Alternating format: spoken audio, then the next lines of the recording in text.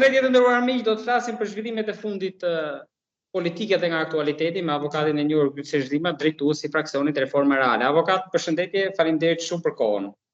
Përshëndetje, faleminderit ju për ftesën. Do ta nisim me një lajm që qarkulloi mbrëmjen e dieshme që SPAK-u ka marrë në hetim disa punojës të drejtorisë së burgjeve që shoqëruan kryetarin e Bashkisë Tiranës Erion Velia nga paraburgimi i Durrësit në gjykatën e posaçme të apelit ku do t'jepet masa e sigurisë.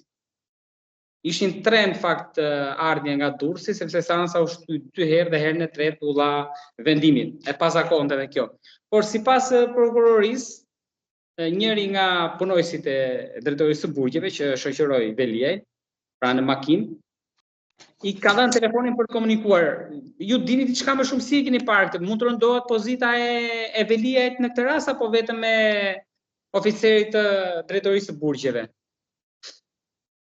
Së pari kur unë e dëgjova si lajm edhe kur e kuptova që kryetari i bashkisë nuk ka kuptuar edhe ai vetë që ndodhet në paraburgim, është e tmerrshme.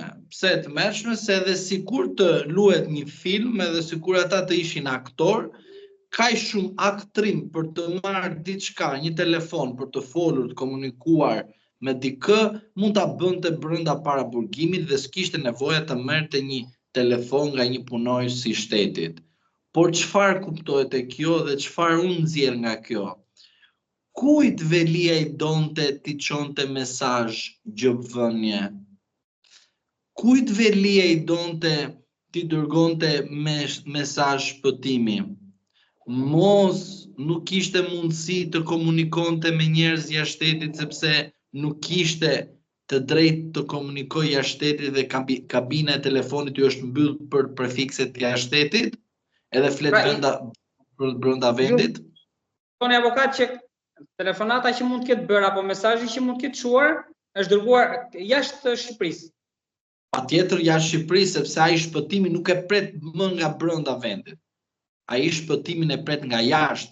Dhe shpëtimi i tij është si ajo flaka që don patjetër të dukej përtej shtëpisë, përtej qarkut, përtej maleve. Akoma dhe në qi.